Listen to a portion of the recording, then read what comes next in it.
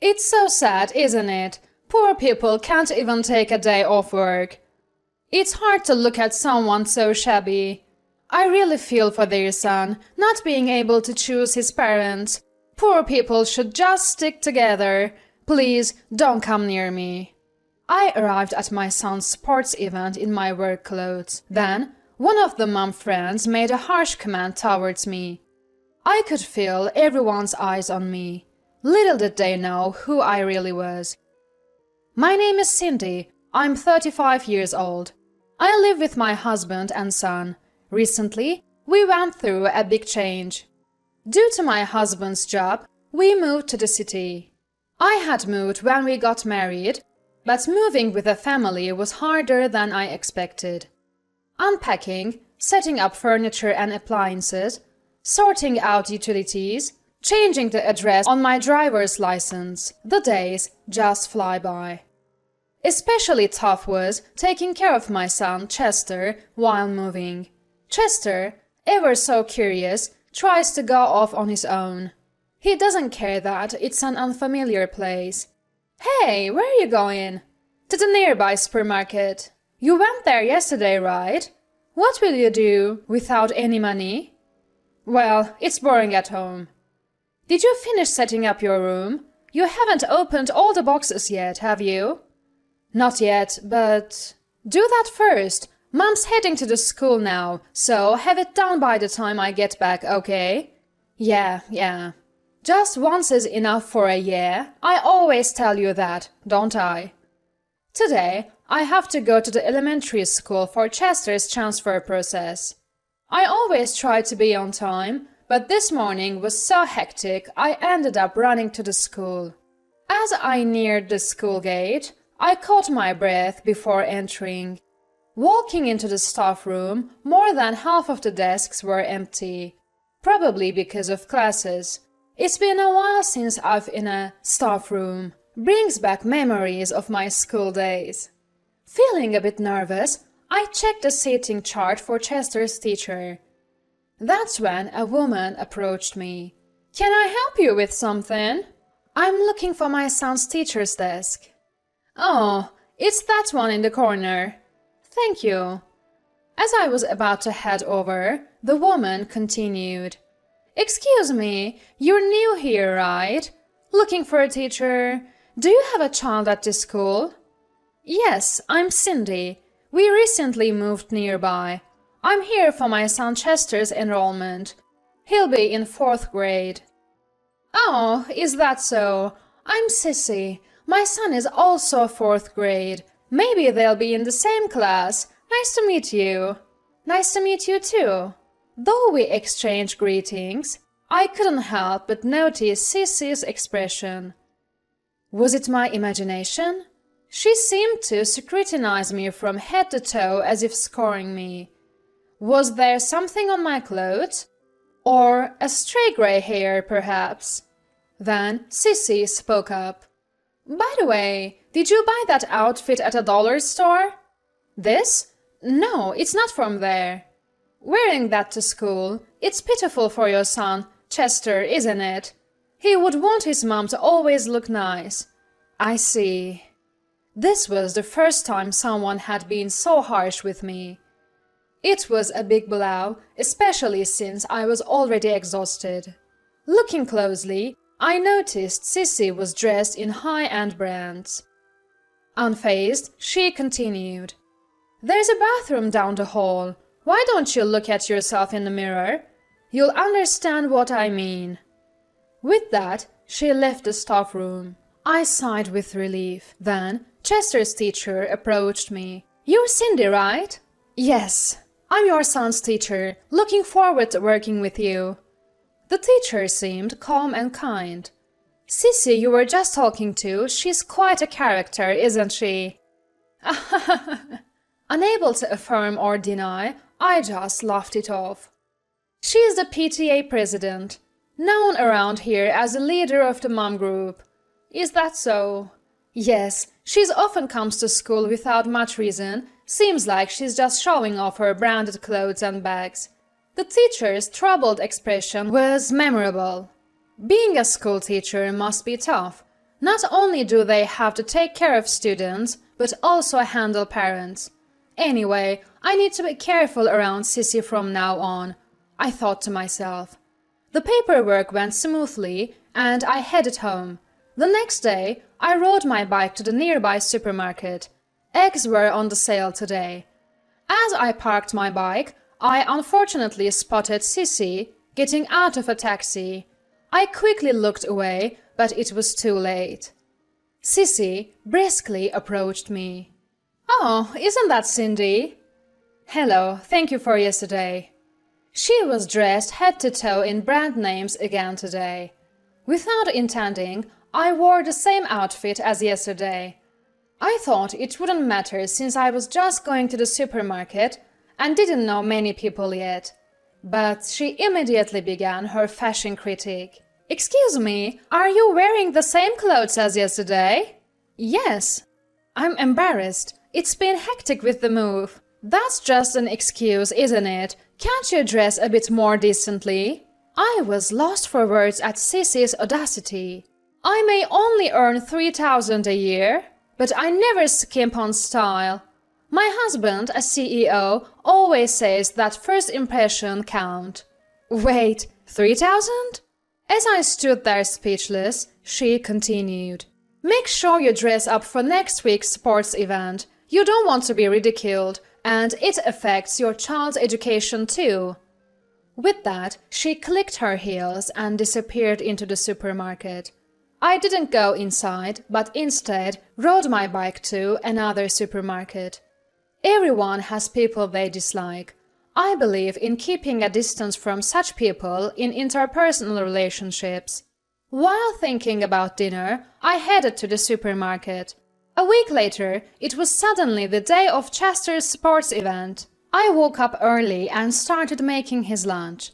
I planned to pack all of Chester's favorites. Chicken nuggets, sausages, sandwiches. I decided to ignore nutritional balance just for today. Imagining Chester's happy face, I diligently packed the lunch. Then I noticed my mobile phone vibrating.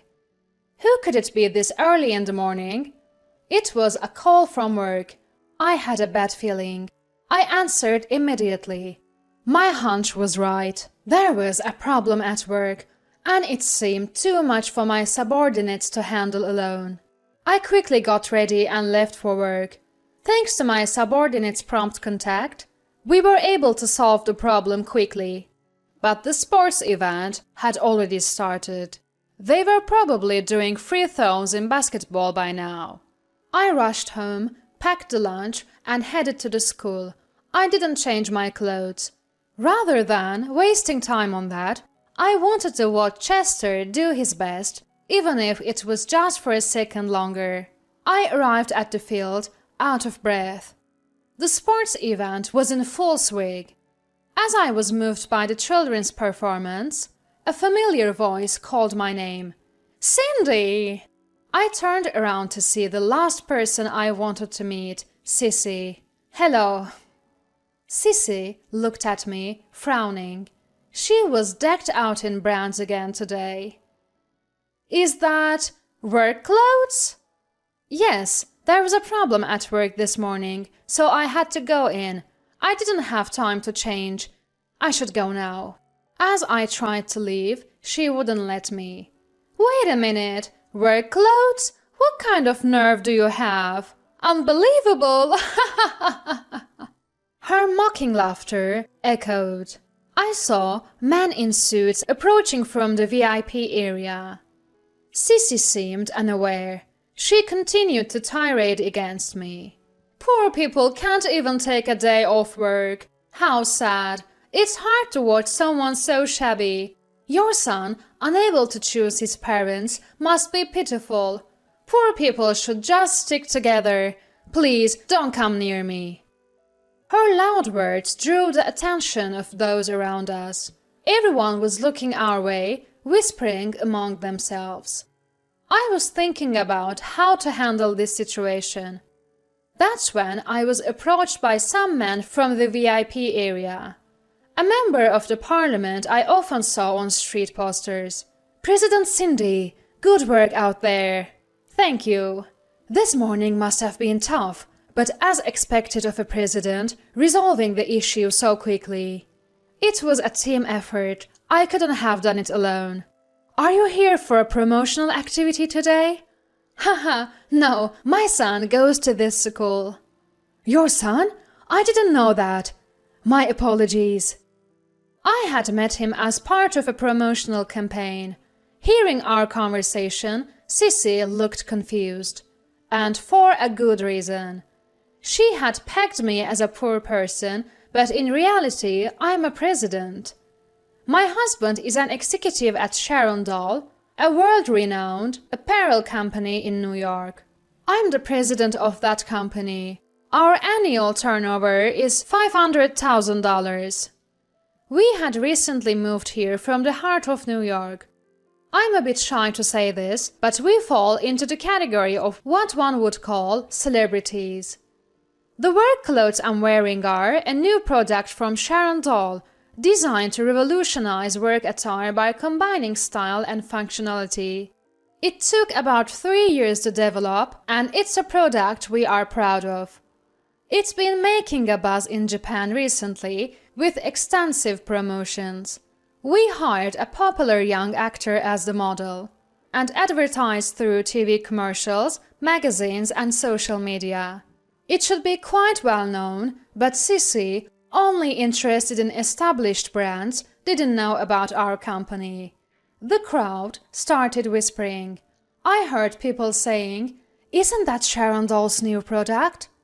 Furthermore, rumors were spreading that Sissy, despite wearing branded clothes, was ignorant of the latest trends.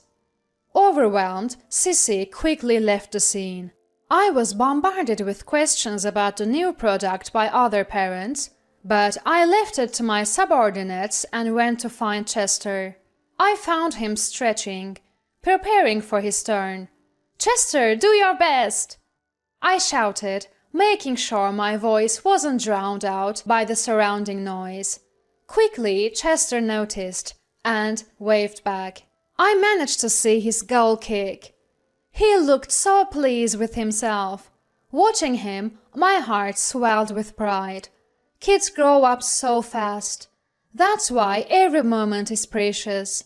Chester and I enjoyed lunch together, and I supported him wholeheartedly in the afternoon events. A few days later, an unexpected fact came to light. Sissy's husband's company was a client of Sharon Doll. Due to this incident, the contract was terminated.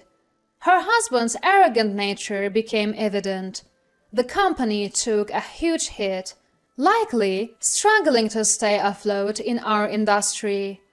Once you get a bad reputation, it's almost impossible to recover. And Sissy's public insult to me became an issue with the education board. Someone who had heard our conversation leaked her rant. There were even videos which spread quickly on the social media. Though the faces were blurred, it was obviously Sissy and me. I tried to have it removed multiple times, but as soon as one was deleted, another appeared. I grew tired of this endless cycle. It's a true digital tattoo. Because of that video, Sissy's family lost their place in both the school and the community. They stopped attending school events and eventually moved away. Sissy's family moved away late at night, almost like they were fleeing. I later learned that Sissy hadn't only been targeting me. Apparently, she often made snide remarks to other parents who didn't wear brand-name clothes.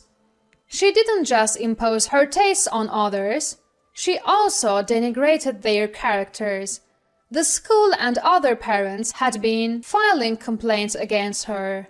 Unintentionally, we all ended up being thanked for driving the Sissy family away. Thanks to an offer from the school and support from the community, I'm now serving as a fashion advisor for parents and children. I am thrilled to be able to use my experience and knowledge. Above all, it's great to have the chance to become closer with Chester's friends and their parents. Today, I'm hosting a session on winter outfit coordination at the local community center. I've prepared thoroughly. Though it's not my main job, I'm eager to enhance my experience. As I was eating breakfast, I noticed Chester staring at me. "What's up? You've been looking at Mom." "Mom, you've been really cool lately." "Really? What brought this on?" "I didn't really understand your job before, but now I see your company's clothes on TV, and you're speaking today, right?" "That's right." "Mom, you're amazing. My friends even say your mom is incredible." "Really? That makes Mom happy." Balancing parenting and work is truly challenging. Sometimes I think about spending more time with Chester if I weren't working. But Chester seems to understand something from watching me work. It's been worth it, striving positively as a president, wife, and mother. "Mom's going to keep working hard, so you do your best in your studies, Chester."